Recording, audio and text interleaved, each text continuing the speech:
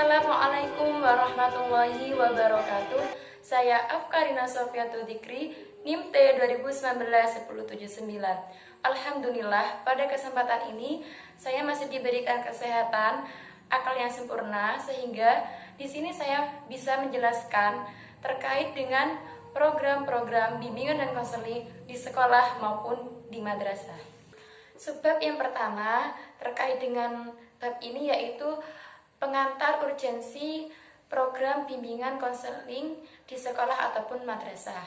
Nah, layanan bimbingan dan konseling di sini dan program-programnya sangatlah penting di dalam dunia pendidikan. Program bimbingan dan konseling di sini adalah suatu bidang yang tidak bisa dipisahkan dengan pendidikan.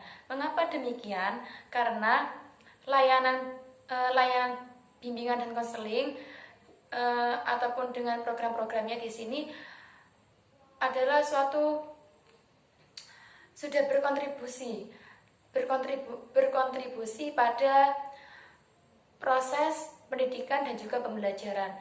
Karena di sini program-program pada bimbingan dan konseling bisa membantu siswa dalam kegiatan belajar, dalam pengembangan pribadi siswa, mengembangkan potensi-potensi bakat yang ada dalam diri siswa.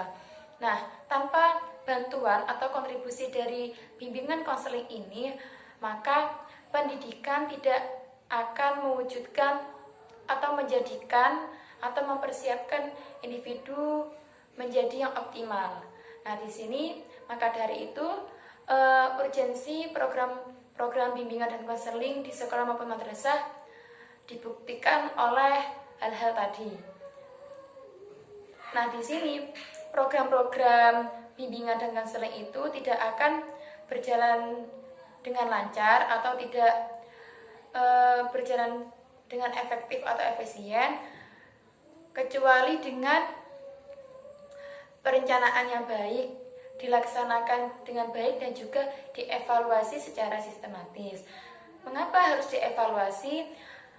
Dengan dievaluasi program-program yang sudah dilaksanakan agar hasilnya itu dapat dimanfaatkan oleh berbagai pihak.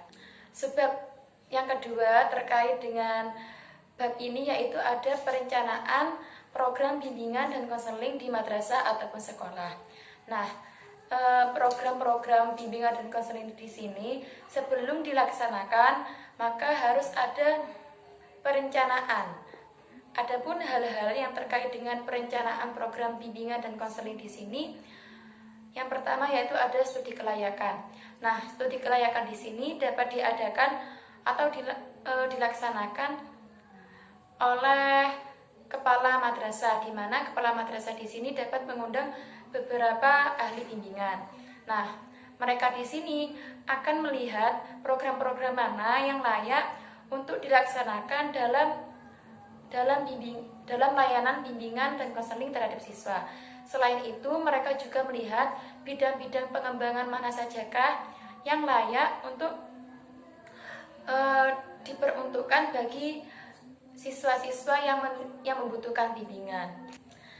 Lanjutan tindakan setelah studi kelayakan itu ada penyusunan program bimbingan. Nah, penyusunan program bimbingan di sini dapat dilakukan oleh guru BK yang melibatkan ahli bimbingan lain.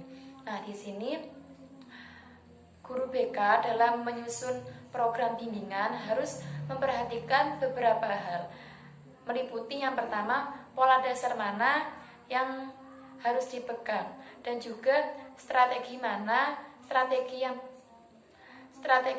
yang tepat untuk diterapkan. Selain itu juga jenis layanan yang mana yang sesuai dengan kebutuhan siswa. Nah, di sini layanan yang tepat untuk melayani kebutuhan siswa dan juga bidang-bidang bimbingan yang mana yang harus diprioritaskan. Selain itu,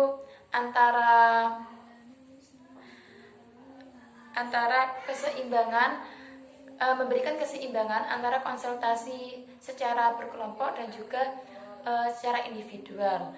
Nah, ketika guru BK ini sudah selesai menyusun program bimbingan, selanjutnya yaitu diadakan pembahasan. dalam membahas program-program bimbingan yang sudah disusun melibatkan pihak-pihak yang ada di sekolah. Nah, di sini program bimbingan di sini bisa diadakan ketika akhir semester atau awal tahun ajaran. Nah, ketika program bimbingan di sini sudah tersusun, maka dari itu dibutuhkan adanya sarana teknis dan juga sarana fisik. Nah, sarana fisik dan sarana teknis di sini berupa yang pertama sarana fisik dulu, yaitu ruangan guru bimbingan konseling, ruangan konsultasi, ruang tunggu bimbingan dan konseling, dan juga ada almari data dan lain-lain. Sedangkan sarana teknis di sini berupa daftar checklist, format anekdot, kartu bimbingan, dan juga ada kartu bimbingan.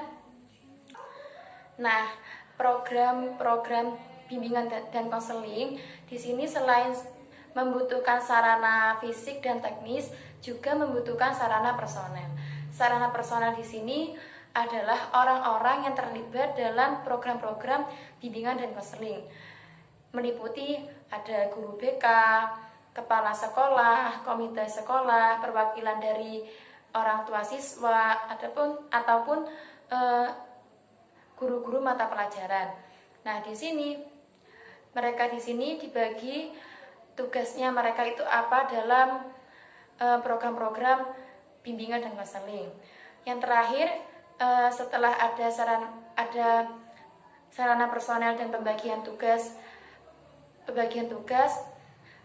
kegiatan-kegiatan penunjang. Nah, kegiatan-kegiatan penunjang di sini berupa pertemuan antara staf dari bimbingan dan konseling dengan masyarakat atau dengan lembaga lain yang terkait dengan program-program BK yang disusun. Nah, di sini semisal ya terkait dengan bimbingan pengembangan karir. Nah, di sini staf dari pembimbing atau staf dari BK di sini dapat melibatkan lembaga karir tertentu dan juga bisa terkait dengan contoh-contoh yang lain. Nah, program-program bimbingan dan konseling di sini setelah direncanakan, maka tahap selanjutnya yaitu penyusunan program-program bimbingan dan konseling. Nah, dalam penyusunan program-program bimbingan dan konseling ada beberapa langkah yang harus ditempuh. Yang pertama yaitu menentukan karakteristik siswa. Nah, dalam menentukan karakteristik siswa di sini, siswa MI, MTS, dan SMA di sini berbeda dalam hal karakteristik dan juga berbeda dalam hal tugas-tugas perkembangan murid dalam satuan pendidikannya itu berbeda. Contohnya ketika kita menentukan karakteristik murid madrasah aliyah, maka di sini mereka itu memiliki karakteristik yang berbeda-beda.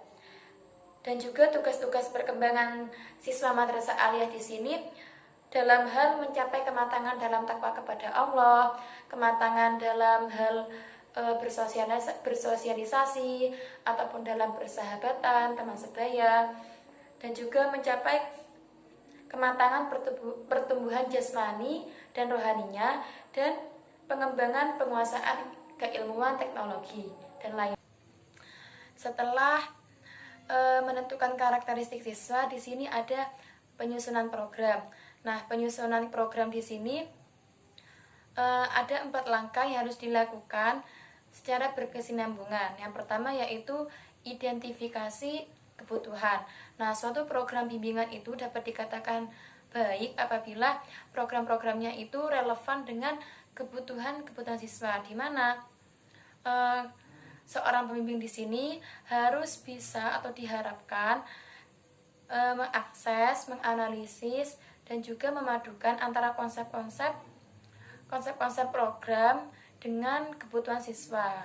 Nah, jadi di sini harapannya yaitu konsep yang sudah dibuat oleh BK, guru BK, sesuai dengan kebutuhan siswa. Sedangkan umumnya kebutuhan siswa di sini meliputi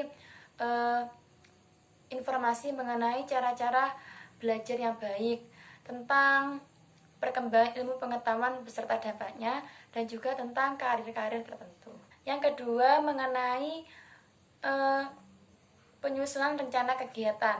Nah, penyusunan rencana kegiatan di sini disusun atas dasar jenis-jenis kebutuhan dan prioritas kebutuhan, di mana kebutuhan di sini baik kebutuhan masing-masing individu maupun kebutuhan sekolah. Yang ketiga di sini ada pelaksanaan kegiatan, di mana pelaksanaan kegiatan di sini merupakan suatu kegiatan yang mana kegiatan ini melaksanakan program-program yang sudah disusun oleh bimbingan dan konseling. Dan yang terakhir ada penilaian kegiatan. Nah, dalam hal ini yang dinilai itu semua kegiatan yang dilakukan dalam program bimbingan dan konseling. Mungkin itu dari saya. Apabila ada kata-kata yang sulit dimengerti atau kurang difahami, saya mohon maaf yang sebesar-besarnya. Wabillahi taufiq wal hidayah. Wassalamualaikum warahmatullahi wabarakatuh.